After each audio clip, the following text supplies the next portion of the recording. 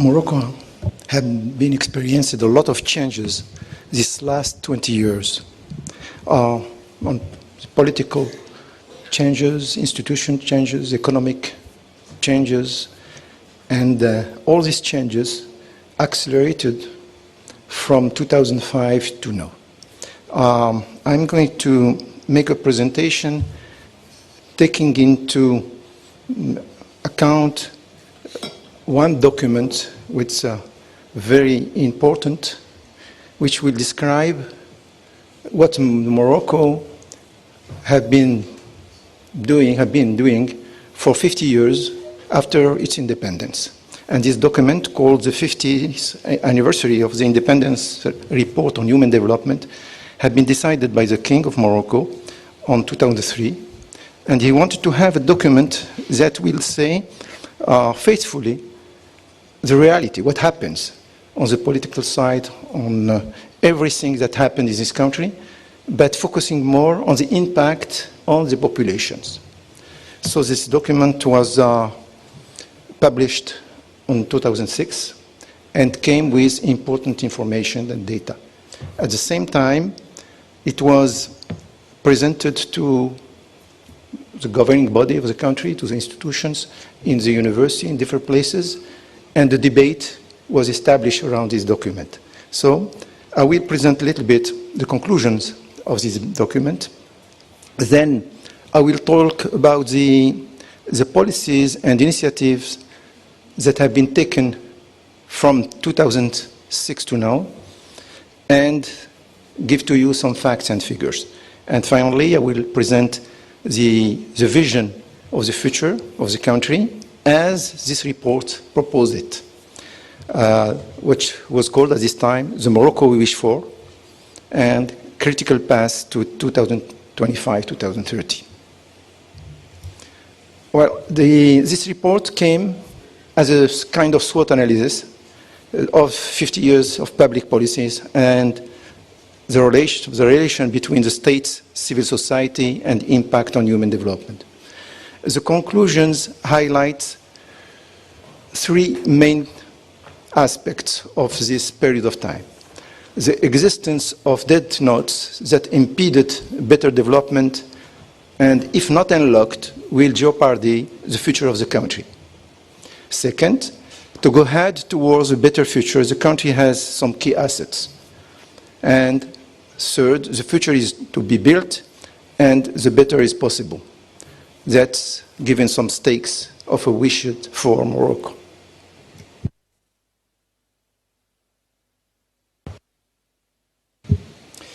A lesson from the past. The dead notes I talk about, the first of them was knowledge. The report recognized deficiencies in access, production, transmissions, and dissemination of knowledge, weakness of the education system, weakness in research and development, and in capacity building. The second dead note, a modern economy that masters the macroeconomic fundamentals, balance of the budget, deficit, inflation, everything was done correctly. But a small rate of growth and an uneven distribution of its fruit that hinder the country human development and deepen the social divide, feeding poverty, exclusion, and precariousness. The third is the exclusion of important part of the population from the development process, namely the women, the youth, the rural population, and the disabled persons. The fourth, health. Access to health care services is uneven. Its quality is weak. The medical care coverage is limited, with important implication on social cost and human development. And finally, the governance deficit in governance of the public and private sectors. And the gaps concern the management, the leadership, participation, the planning, and decision making. So as you may see, the report was, in fact, very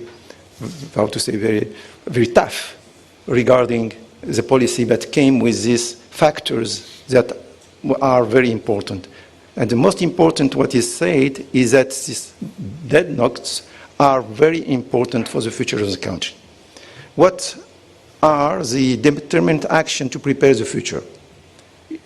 The first of one is the urgent actions, is to fight what we call the unacceptables, that are the youth literacy, the healthcare disparities, the poverty and exclusion. Second, on the midterm, is local and national development. It means build infrastructure, transport, equipment of new regional development poles, urban planning and infrastructure, social housing, new housing program for the shanty town population, and so on. Improve governance, anti-corruption law, justice reform, decentralization, local development planning, environment charter, and sustainable development policies, and e-gov programs. The third is leverage the economy, industry, services, agriculture, energy, mines, and so on. On the long term, build a knowledge-based society, improving quality of education and training, train more engineers, invest in research and development and innovation, and access to new technologies. 5 years after, some facts and figures. Main program initiated between 2006 and 2011. On economy, or for industry, we have what is called Plan Émergence. I don't know how to translate it in English. It's concerned some sectors like offshoring, automotive industry, aeronautics, electronics industry mainly. And there is a plan for tourism which is called Plan Azure 2. I forgot to put it in. The Green Morocco, high yield agriculture and integration, that is one part of it, and the social farming for small farmer and poor farmer. Energy, hydraulics, solar, wind energy, green energy, with some objectives. That to have more independence regarding the aspect of energy, as Morocco is not a country producing oil. New development zones, Tangier, Oujda, Kenitra, plus Kazani Shore, Technopolis, and so on. Housing, cities without slums, social housing, new cities. Infrastructure, toll roads, railway network extension, TGV, ports, and airports. On education, there is an emergency plan program to reduce the dropout and improve the quality. And on higher education, there is an increased budget for research and development. The creation of foundation, which is called MASIR, Moroccan Foundation for Advanced Science, Innovation and Research. Private higher education institutions that are now blooming. Health, extension of the medical care insurance program, and some specific program for rural areas. The National Initiative for Human Development is perhaps one of the most important because it aims to alleviate the poverty in the poorest counties of the country and fight exclusion in the poorest quarter of the cities. This initiative is also a kind of test of a new governance process as it's decentralized with participation of civil society, mainly association, but also the elected bodies, and their contribution to this decision making, to the monitoring and to the evaluation. 5 years after here are some figures and some improvement. In economy, the rate of growth was 4.1% a year, comparatively to something like around 3% before. The average income reached the 8,500 PPA. New jobs creation, 130,000 a year as average. On the social aspect, unemployment rates dropped by 1.7% a year, illiteracy by 3.5 years, and enrollment improved in schools as of today. The average between rural and urban area is 92%. The death rate of children dropped from 0 to 5 years, in these last 5 years by 20%. And the relative poverty rate dropped from 15.3 to 8.8%. So it's very encouraging. But the disparity still exists. The economy share of the 20% richest in the total expenditure is 48%. and the share of 20% poorest in the total expenditure is 6.5%. Youth unemployment increased from 16.6 to 18%, and job creation under the average of 400,000 a year that are needed. That is a report of the 50s who say that. 5 regions of 16 contributed to 60% of the GDP. So what we see here is there is a lot of disparities. The National Initiative for Human Development is meant to reduce these disparities. A pilot experience to fight poverty and exclusion as sectorial programs by government departments are not enough to improve the human development indicators and meet the Millennium Development Goals. As a matter of fact, the last evaluations we made concerning the Millennium Development Goals showed that probably we will reach them, but perhaps but one, the one concerning the women, but all the other will be met. I say that the initiative aims to alleviate poverty in 450 countries and to fight exclusion in 240 urban quarters. So I go faster now as we have not a lot of time, but what is important here is that there is a monitoring and an evaluation system, independent evaluation system to follow up and measure the impact of the initiative. The outcome of the initiative after 5 years and a half, the number of projects undertaken is almost 20,000. The corresponding budget is about 12 billion of dirhams, 1.5 billions of dollars. The average cost of projects is about $75. It's a very small project, but don't forget that it's addressing poor people that has small income. Leverage effect is 40.6%. It means that the government put one, and then 40.6% came from other donators or from private sector or association or whatever. The distribution effect, 0.3% of the GDP a year have been transferred to this poor area. The government participated was 64% in the leadership, and the association, for example, at 20%. To go towards the future, there is 4 assets: the political stability and the democratic transition of the country, the usefulness of the population, the advantage given by the demographic transition as the population is no more increasing, and the geostrategic location of the country.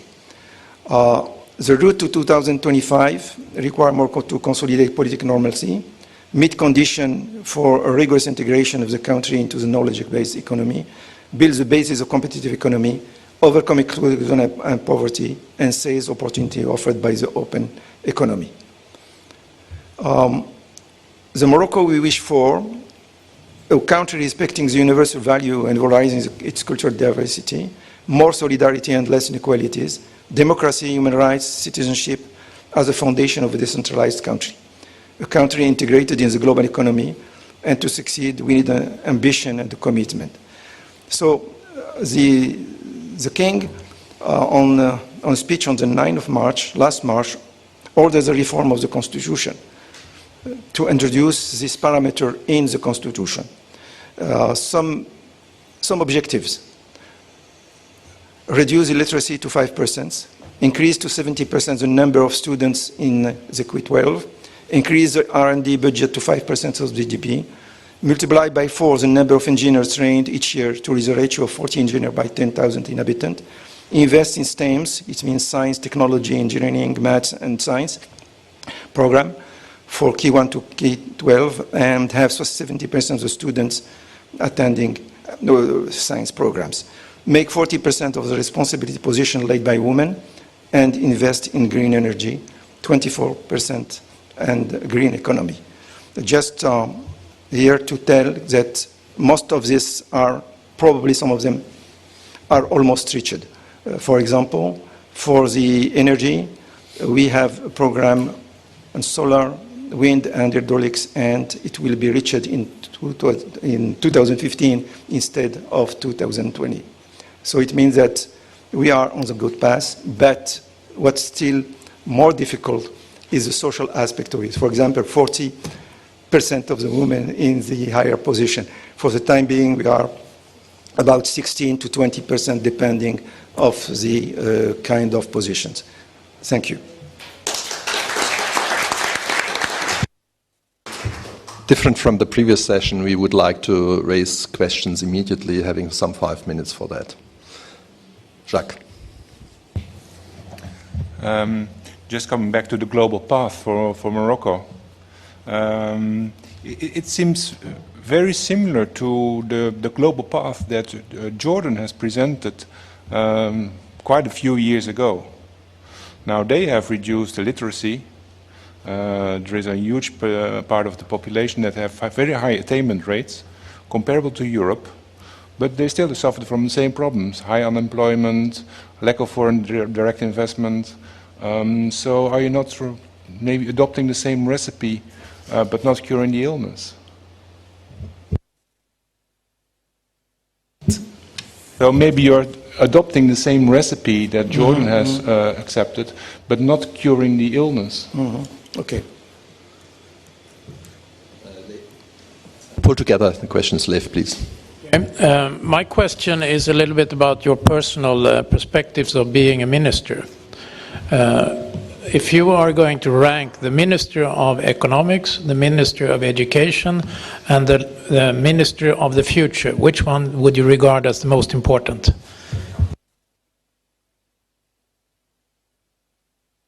Since there's no more question, you may, at your liberty, start to answer. Well, first questions. Well, I think that this plan, this way of working, I think this came from internal studies and reports and whatever. And you're right, because we improved a lot of things. But the one thing that we didn't improve is the disparities are always there. Second, if we consider the employment, there is also a failure over there. But we know why. That's what is important. One of the reasons why we still have disparities is because all this planning, all these programs are not integrated. They are sectorials, like silos. Every ministry is doing perhaps very well, but there is no integration between of them. And that perhaps is one of the reasons why we still have these disparities. Solutions. The solutions that we are looking for now is decentralization and giving to the region autonomy. And among the autonomy given to the region, they will have their own budget and they will be led by elected people. It means that the president of the region will be elected by referendum. And he will receive a budget for the development, and he will be responsible and accountable. I think that's perhaps in one of the ways to solve the problem of disparities in the region. The experience of the National Initiative of Human Development, we didn't, for the time being, measure the impact of this initiative. But we know that there is, on the macroeconomic side, some improvement. We are waiting for the study of the impact to see exactly how to correct. But probably here, too, there is something that will come with an improvement on the people. And that is something important. And I don't think that Jordan has this kind of initiative. The other thing that is important is, and you mentioned, the employment. So you have to know that we have now all this generation coming from the demographic boom of the 60s and the 70s that are coming. And at the same time, most of the investments that are made are capital, how to say, more capital investments than employment investment, and that in industry. So the problem here is how to come with more small enterprises. That means how to link this high performance and very advanced technologies investment in something that is more, how to say, producing more need for employment. That is something that is important. But Here also there is something coming. For example, automotive industry, for the time being, the huge project that we have is Renault project. The Renault project is supposed to produce 500,000 cars a year and to employ 6,000 persons. But the effect on the industry and the small enterprises is huge, as now we have 30,000 employment needed just for the subcontractor of Renault. That is something important. Textile. Right now, after a crisis, the Moroccan industry has changed its mind. They are not working like they used to be because China is taking everything. But now they are integrating. So they have design and production and time. It means that they are producing in a very short time. That changed all this industry, and now the need is 20,000 young people to work in textile. So there is a lot of things that are coming, but as you say, 5 years is not enough to measure all the impact.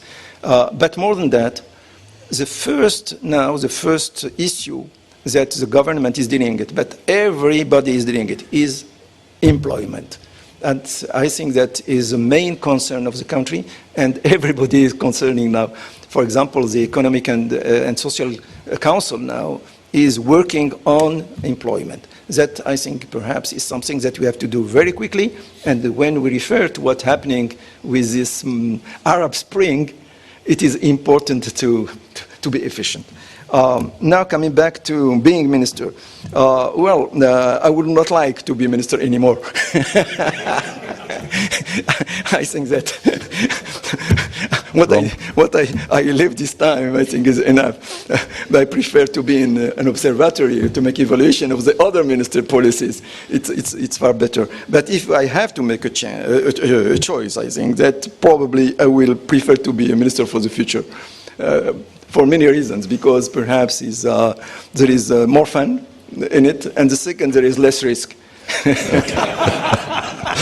That's good. By the way, just as an information, Morocco has been the one country who has, one of the few countries who had made a roundtable report on the future knowledge development of this country, which has been made by the New Club of Paris. As we are always scarce in time, I know that Lev would say something. And Jean-Éric also announced that he would make a comment on Morocco, so I would like to give the word immediately to our old battle horse, Jean-Éric Aubert, who will then, after his comment on Morocco, give us an introduction on the Bhutan happiness pioneering efforts, which you may know from the newspaper literature. Bhutan is one of, or I think the only country which has set this goal in its national constitutional aims, that people in Bhutan shall become happy. So, Jean-Éric, you start and continue, please. For Morocco, I will say a few words in complement to what Mr. Benmokhtar said, but then I will move close to the laptop for the Bhutan. Morocco, Rachid Benmokhtar is a very modest person. In fact, he was the key person behind the report of 2005 that he presented at the beginning. Then he was the key person who launched the National Initiative for Human Development, who initiated more than about 20,000 projects for $1.5 billion. And the key thing was the fact that it came from the bottom. It was a bottom-up process in which local community proposed to do something either for improving schools or improving infrastructure or roads or developing some income-generating activities and so on. Now, if I remind that, is because it makes a difference with Jordan. There has been, since now, more than 7 years, a kind of bottom-up process in which there has been an involvement of the population. And that has created a kind of dynamics which was quite positive for preparing, I would say, change in governance. Then there's been a process of decentralization, first on a pilot way on a number of cities and small regions. And in principle now, it's really speeding up. So it's also an improvement in governance. Then there's been a real effort for raising up the level of qualification of the population, and that there are still a long way to go, but there are jobs which need to be fulfilled, and there are industries which are coming in and which are in demand. So if you train people, normally they should find jobs. The key thing which remains, in my viewpoint, with Morocco is still a problem of a gap between an elite. It's a very elitist society with very good people, very well trained in the best universities in France, in US, and so on, and who tend to be concentrated on the top of the power. And then you have this mass of illiterate people which are mobilized through initiatives like the Human Development Initiative. But between those elitist small group of people who have really the key of the power and this mass of illiterate, you have a problem of the gap of the intermediary cadre of the society. And that relates to a problem of training, but also governance and so on. And this is, in my viewpoint, where the effort should be put for solving the long-term problem of Morocco, as well as the short-term. That's what I would like to say. So you should become minister in Morocco. In so many countries in which I should become minister. Please. Just what I would add, perhaps, and regarding this, Jean-Eric is right. The problem, we don't have this average, class in Morocco. We have a lot of, we call them couche moyenne. It means that maybe some not middle class, it's some kind of, how to say, couche, layers, with a huge difference between them. And that we have to do something about that, and he's right. Second thing I want to say, what we are experiencing also is a rise of women in Morocco. You can't imagine how women are now, in fact, present in everything. And most of the association created with the National Initiative for Human Development were by women. Association, cooperative, and so on. And they are very efficient. And I think that is something that is changing the society as a whole. That's very important because we don't have now to work only on one leg. And the women are coming and they are now in the market and they are the one who do the best in the schools and in the universities. And I think that we'll have some consequences on the 5 coming years probably.